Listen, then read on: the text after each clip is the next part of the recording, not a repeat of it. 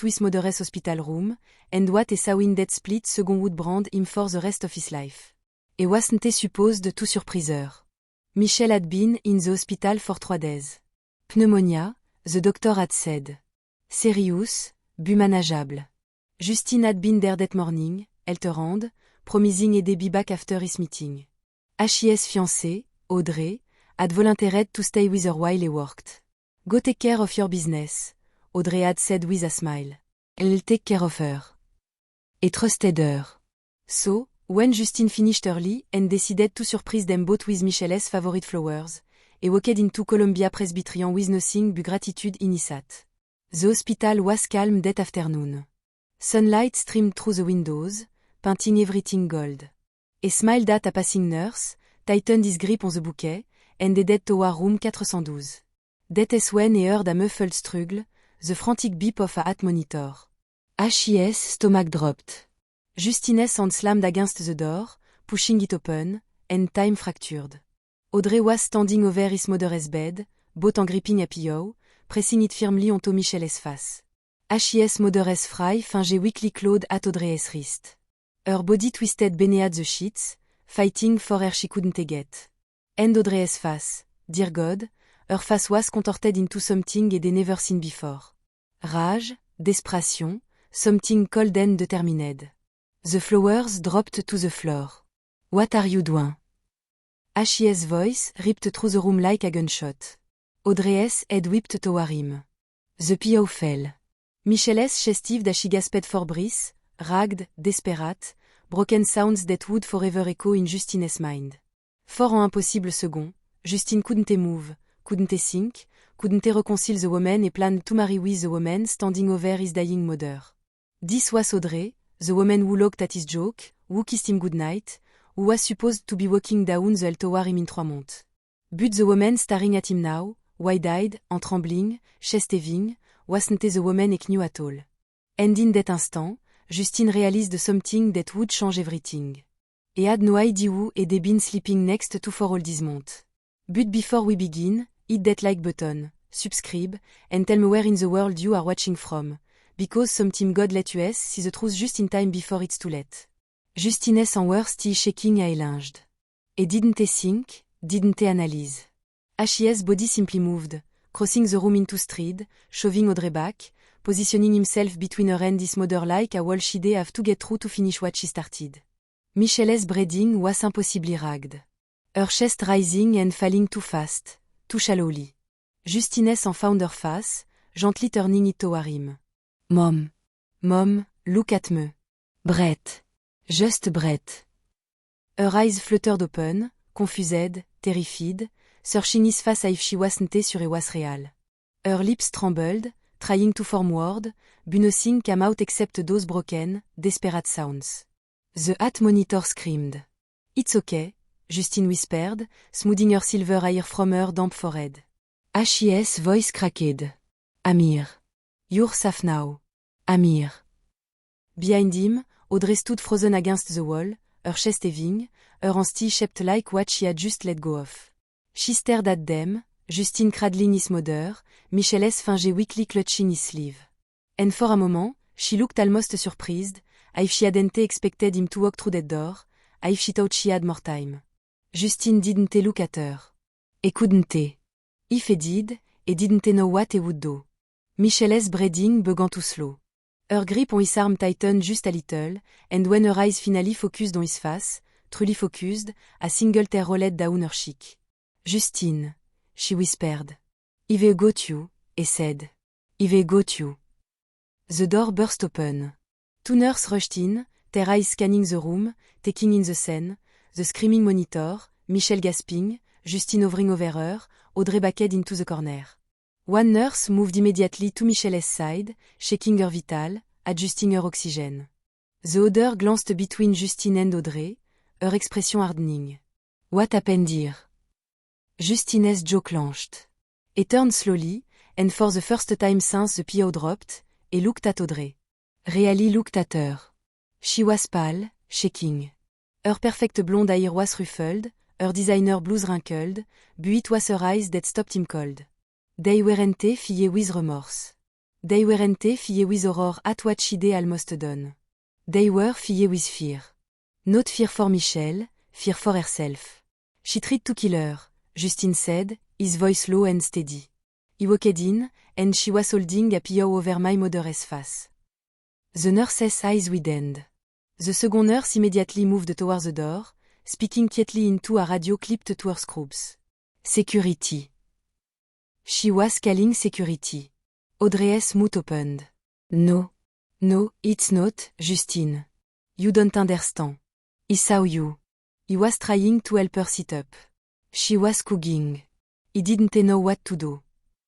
Her voice rose, frantic now. You were smothering her. No, he saw you, Audrey. His voice didn't rise. He didn't shoot, but the word landed like heavy, immovable stones. Audrey's face crumpled.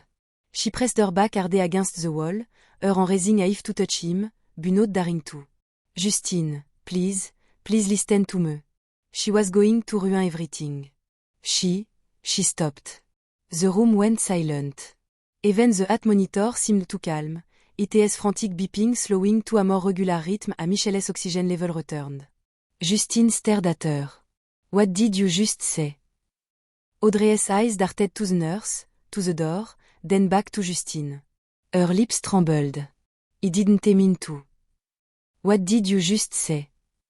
She shook her head, pressing her lips together. But the word had already escaped, and they hung in the air between them like smoke, visible, indéniable, poison. She was going to ruin everything. Two security guards appeared in the doorway, their presence filling the small room. One stepped forward, his hand resting casually on his belt. Ma'am, we're going to need you to come with us. Audrey's eyes locked onto Justine, large and pleading. Justine, don't do this. We can't talk about this, just you and me, please. He didn't answer. One of the guards moved closer. I love you. Audrey's voice broke, raw and desperate. He did this because he loves you. Don't you see? Justine turned away from her. He sat down slowly in the chair next to his mother's bed and took Michelle's hand in his. He didn't watch as they led Audrey away, didn't flinch as her voice rose in the hallway, pleading, sobbing, insisting it was all a misunderstanding. He just held his mother's hand and tried to breathe. The room felt smaller now. Michelle's breathing had stabilized, but her hand still clutched as if she feared letting go. Her eyes stayed fixed on his face, saying nothing, just watching him, making sure he was real, making sure he stayed. I'm not going anywhere, Justine said softly, to he wasn't sure if he was reassuring his mother or himself. A female doctor rushed in, flanked by another nurse. She moved quickly to Michelle's bedside, shaking the monitor, examining her throat, her pulse, her eyes. Justine stood, but didn't move away. He stayed close enough that his mother could still reach him if she needed to. Mrs. Miller, can you hear me? The doctor asked softly. Michelle nodded, took the movement was weak. Can you tell me what happened? Michelle's mouth opened. Her voice came out thin and raspy. She was. Don't, Justine said, his hand finding her again. Don't force yourself. Rest. The doctor's eyes flicked to Justine. She didn't need to ask. The nurse had already told her. Out in the hallway, Audrey's voice carried, high-pitched, frantic, echoing against the walls. You're making a mistake. Et doesn't understand. She's been poisoning him against me for months. Justine closed his eyes. The doctor finished her examination and stepped back, her expression carefully neutral. She's going to be physically fine, but she'll need to stay one more night for observation. We'll keep her on oxygen and monitor her vital closely. Justine nodded, unable to find the word. Monsieur Miller, the doctor said softly, glancing towards the door where Audrey's voice had finally died down. The police will want to talk to you, and your mother, when she's ready. I know. The doctor placed a gentle hand on his shoulder for just a moment, and then she left. The room settled into an odd, heavy silence. Justine slumped into the chair, elbow on his knees, head in his hand. His mind replayed the scene over and over. The door opening, the pillow, his mother's clawing at the air. Audrey S. fast twisted into something unrecognizable. How long had she been there? How close had Michelle come? 5 more minutes, may bless. If he hadn't ended his meeting early, if he hadn't decided to stop for flowers, if he hadn't felt that tug in his chest telling him something was wrong, his mother would be dead. Justine. Michelle's voice was only a whisper, but it cut through the noise in his head like a blade. He looked up. Her eyes were glazed with tears, but there was something else there, too. Something that looked like guilt. I'm sorry, she said. Justine's face crumpled. Mom, no, don't say that. He should have said something sooner. The word came slowly, each one en effort. He knew something was off. The way she looked at you sometime, the way she smiled when he wasn't looking. He felt it, but he didn't want to interfere. He didn't want you to think he was controlling or jaloux. Stop. Justine's voice broke. He leaned forward, taking both her hands. This is not your fault, you hear me? None of this is your fault. A tear slipped down Michelle's cheek. He almost died because he didn't want to hurt your feeling. Justine's chest tightened. He gently pressed his forehead to her hand, his shoulder shaking. You tried to tell me, he murmured. You did, and he didn't listen. They stayed that way for a long time, mother and son, holding each other in a hospital room that still smelled faintly of fear and the scattered flowers on the floor. Outside the window, the sun was setting. The city lights were starting to flicker on one by one, like stars waking up. And somewhere down the hall, behind locked doors and security guard, the woman Justine had planned to marry was telling anyone who would listen that she had done it all out of love. The police arrived an hour later. 2 officers, a man and a woman, stood at the foot of Michelle's bed, notepad in hand, voices soft but direct. They asked Justine to recount the events, every detail. What time he arrived, what he saw, what Audrey had said. Justine answered mechanically, his voice flat, but when they asked to speak to Michelle, something in him went on alert. She need to rest. We understand, Monsieur Miller, the female officer said, but we need her statement while the details are fresh. Michelle squeezed Justine's hand. It's okay. She told them what she remembered. Audrey visiting that afternoon. The small talk that felt forced. And then, without warning, Audrey's face changing, hardening into something Michelle didn't recognize, she said. Michelle's voice trembled. She said. He was in her way. The officer exchanged a look. In the way of what, Mrs. Miller? Michelle closed her eyes. Her future.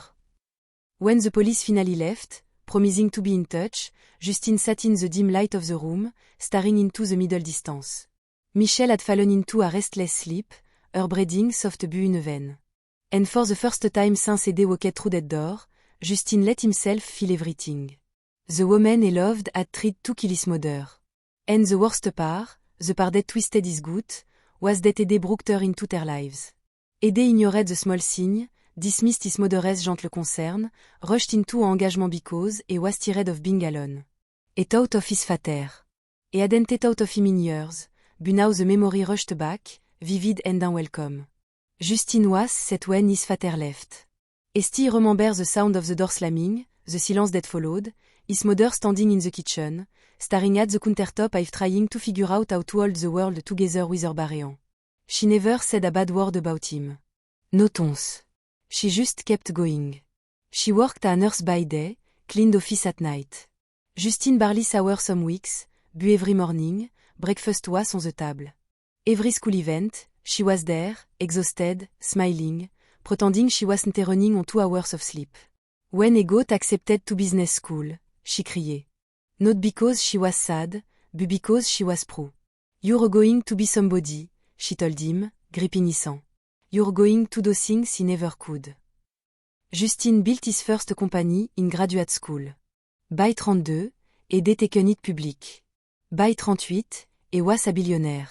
And the first thing he did, the very first thing, was buy his mother a house. She stood in the driveway, staring at it, and burst into tears. You don't deserve this, she whispered. Yes, you do, Justine said. You deserve everything. But even then, even with all his success, he felt it. Det wekt, det silent, constant remindé det et ouder mort den monikou des vers repais. Shide jivan im everything, and de spent his whole life trying to be worthy of it. Meb det sy et adente sin audre clearly. Meb det sy ede ignored is moderes concern. Because deep down, a broken par of him believed et didn't deserve to be loved unless he earned it. And Audrey had made it so easy. Until today, when easy became deadly. Justine met Audrey one night when et wasn't looking for anyone. It was a charity gala, one of those events et attended more out of obligation than interest. Black tie, champagne flute, rich people writing check to feel good. Et plan to stay an hour, make a donation, and leave. And then she logged. It wasn't forced or polite. It was a genuine, real log. She was standing by the bar, talking to someone about the non-profits mission. And something the man said made her throw her head back and log if she'd forgotten anyone was watching. Justine found himself walking over. Do you actually care about this? He said when the man walked away. Audrey turned, surprised, then smiled. Why else would he be here? Most people come for the networking. You? He paused. Honestly, guilt. She looked again, and suddenly, he was talking. Not about business or money or who knew whom, but about things that mattered. She told him about her event planning job, not to impress him, but because she genuinely loved it. About organizing a fundraiser for a children's hospital that made her cry when she saw the kids' face light up. She didn't ask him what he did until halfway through the conversation, and when he told her, she just nodded. That is nice, but what do you really care about? No one had asked him that question in years. The weeks that followed felt like an awakening. Dîner at Kier restaurant where they talked until closing. Long walks through the city where Audrey would point out little details and they stopped noticing. A mural, a street musician, the way the lighted the building at dusk. She had this energy about her, this way of making ordinary moments meaningful. Her apartment was modest but warm. She sometimes insisted on splitting the check, logging when and protested. I'm not a damsel in distress, Justine. I can take care of myself. He loved that about her. After 3 months, he brought her home to meet Michel. His mother was gracious, always. She asked Audrey about her job, her family, her dream. Audrey answered with just the right mix of confidence and humility. And when Michel hugged her goodbye, she whispered to Justine, "She's lovely." But there was something in her voice, something quiet and careful. What? Justine asked later when they were alone. Michel hesitated. Nothing, honey. She seemed very kind. But no, but. Michel smiled, touching his cheek. I'm happy you're happy. 5 months later, Justine proposed. He was watching the sunset from his penthouse deck, the city glowing beneath them, and it was just the right moment. He got down on one knee, and Audrey's eyes filled with tears. Yes, she whispered. Yes, of course. A week later, over coffee, Audrey brooked up the prenuptial agreement. I want you to know I love you, she said, her hand covering his. Not what you have. He shook his head. I don't need one. I trust you. Something flashed across her face so quickly, he almost missed it. Disappointment or frustration. But then she smiled and squeezed his hand. Okay. If you're sure. He was sure. Michel had concern, small concern, gently voiced. Why the rush? She asked one evening. You've only known each other a few months. Mom, I'm 40. I know what I want. I'm not saying she's not wonderful, honey. I'm just saying to take your time. But Justine didn't want to take his time. They spent years building empire and coming home to empty rooms. Audrey made him feel like Meb he could have both success and someone to share it with. So, he ignored the way Audrey's smile sometimes tightened when Michel offered wedding advice. He ignored the way she called Michel mom, a little too quickly, a little too eagerly.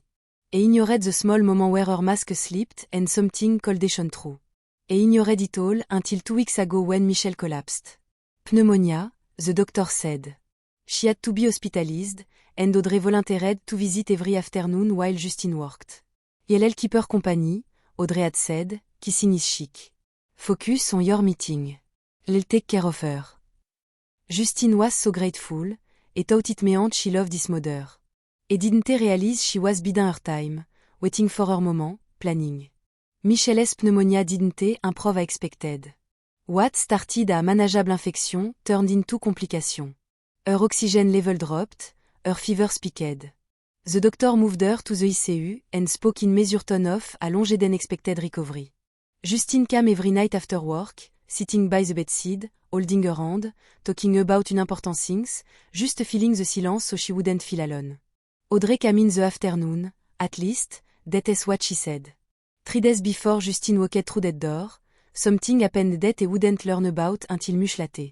Michelle was awake when Audrey arrived that afternoon.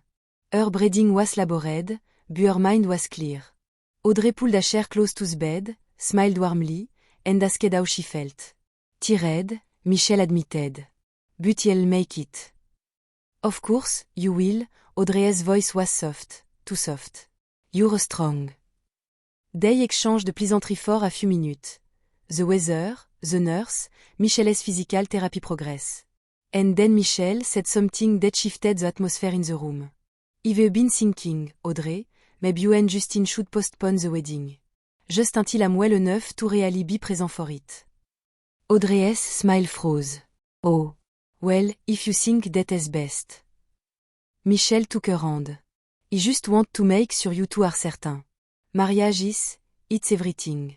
And sometimes when things move fast, it's easy to miss things. Audrey's fingers tightened around Michelle's. What kind of things? Michelle's eyes were gentle but honest. I've noticed how much pressure you both seem to be under. Justine is working so hard, and you're planning a wedding while managing all this. I just worry. Have you really had time to talk about the hard things? Money, family, what you both want out of life. We have talked about them, Audrey said softly. I know you have, dear. I don't do it. Michelle paused, choosing her word carefully. Justine HAS a big hat. A lead with it. He always HAS, and that is beautiful. But sometimes it makes him vulnerable. I just want to make sure he is seeing clearly. That you're both seeing clearly. Audrey slowly pulled her hand away. You don't think I'm right for him. That is not what he said. But it's what you mean. Michelle sighed, her breath catching slightly. I think you're lovely. I really do. But I've also watched my son fall in love before, and this feel different. Faster. And I can't shake the feeling that something is not right. Audrey stood up, her purse clutched in her hand, her knuckle white. I should go, she said, her voice strained. Let you rest. Michelle nodded, her eyes sad but unwavering. I'm not trying to hurt you, Audrey. I'm trying to protect him. Protect him from rushing into something he is not ready for. Audrey left without another word, and Michelle lay in that hospital bed, staring at the ceiling, wondering if she had just made a terrible mistake. What Michelle didn't know, what no one knew, was that Audrey's apartment was drowning in debt, stacked with credit card statements shoved into drawer, collection notice stuffed into shoebox, eviction notice taped to her door when no one was looking. Her event planning business had collapsed 6 months ago, but she kept showing up in designer clothes and expensive makeup, smiling like everything was fine. Because if people knew she was broke, they would stop taking her seriously. If Justine knew, he would see her differently. And Michelle, with her soft voice and careful observation, was about to tell him to slow down, to wait, to reconsider. If he listened to his mother, Audrey would lose everything. The engagement, the security, the life she had spent 8 months painstakingly building. So, when Audrey came the next day and Michelle mentioned wanting to talk to Justine about the wedding timeline, something snapped in Audrey. What are you going to tell him? Audrey asked, her voice tight. Michelle smiled gently. Just that maybe you two should take more time. Wait until I'm better. Make sure you're ready. Audrey sat pounded. And if he agreed, then you'll have more time to build something real. But Audrey didn't want more time. She needed this to happen now, before the creditor came calling, before Justine saw through her, before his mother convinced him she wasn't good enough. And as she left the hospital that evening, walking across a parking lot under a sky streaked with pink and gold, Audrey made a decision. Michelle was a problem, and problem could be solved. By the time the detective arrived, Michelle was sleeping again. They were different from the first officer, old, quiet, with eyes that had seen too much. They asked Justine to step away from his mother, into the hallway, and they reluctantly followed, glancing back to make sure she was still breathing. Further down the hall, Audrey was sitting in a small waiting room under the watchful eye of a security guard. Her makeup was smudged. Her hands were cuffed in front of her, and when she saw Justine step out of the room, her face crumpled. "Justine, please." "No," he said, his voice cold and ever heard it. The detective, a woman with grey streak in her hair and a wedding band on her finger, gestured toward a quiet corner. "Monsieur Miller, can you tell me what you witnessed?" Justine did, every detail. The PO, his mother's son, Audrey's face. "And what did MS? Il say when you confronted her?" Justine hesitated, the words still echoing in his head. She said, "My mother was going to ruin everything." The detective's pen paused. "Ruin what?" "I don't know," she couldn't finish. But even I said it, pièces started clicking into place. Small things he had dismissed. The way Audrey's smile never quite reached her eyes when Michelle offered wedding advice. The speed with which she pushed for a full wedding, the suggestion of a prenup that felt staged, like she was shaking a box. The detective glanced toward the waiting room. "We'd like to talk to MS. Il now. You're free to stay, but you don't have to." Justine stayed. They brought Audrey into a small consultation room, and Justine stood just outside, watching through the narrow door window. He told himself he needed to hear this, that he needed to understand, but a part of him desperately, wildly hoped there was some explanation that would make sense of it all. There wasn't. MS. The detective began, her voice even. "Can you tell me what happened in Mrs. Miller's room this afternoon?" Audrey's lips trembled. "It's not what it looked like." "What was it, then?" "She was trying to take him away from me." Audrey's voice broke. "My time. She's been poisoning him against me for months, telling him we were going too fast, that he wasn't good enough, that he should wait." "So, you tried to kill her?" "No. I just." Audrey stopped, her chest heaving. Her eyes darted around the room as if looking for an escape that didn't exist. He needed her to stop. The detective leaned forward. "Stop what?" "Talking. Interfering. Ruining everything he had worked for." There it was again. That word, worked. The detective noticed it, too. "What do you mean, worked for?" Audrey's face twisted. She pressed her palm against her eyes, and when she spoke again, her voice was barely a whisper. "Do you know how hard it is to get close to someone like Justine? How many years I spent positioning myself in the right circle, going to the right events, making the right connection? She was going to tell him to leave me." Justine's stomach turned. "Mom, she was going to tell him to leave me." Audrey's voice turned into something raw and savage. He saw it in her eyes. Every time she looked at me, she was calculating, judging, deciding he wasn't enough. And if she told him to wait, to reconsider, he'd listen. He always listened to her. "So, you tried to smother her." Audrey's hand dropped. Her eyes were red, desperate, unrecognizable. "I love him. He did this because he loved him." "That is not love," the detective said softly. Outside the door, Justine couldn't breathe. Positioning myself. Their first meeting, the charity gala, her log, the way she had seemed so genuine, it was all calculated, researched, planned. She hadn't fallen in love with him. She had hunted him. The detective stood up. "Audrey Hill, you are under arrest for attempted murder." Audrey's head snapped up. "No. No, you can't. Justine." Her voice rose to a shriek as the detective helped her to her feet. "Justine, please, don't let them do this. We can fix this. I love you." Justine turned away.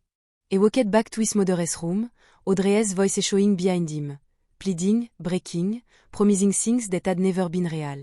And when he finally sat next to Michelle's bed again, when he took her hand and felt her finger weakly curl around his, he was home. What do you think of this story, my friends? Tell us in the comments. See you next time for more African tales, and God bless you.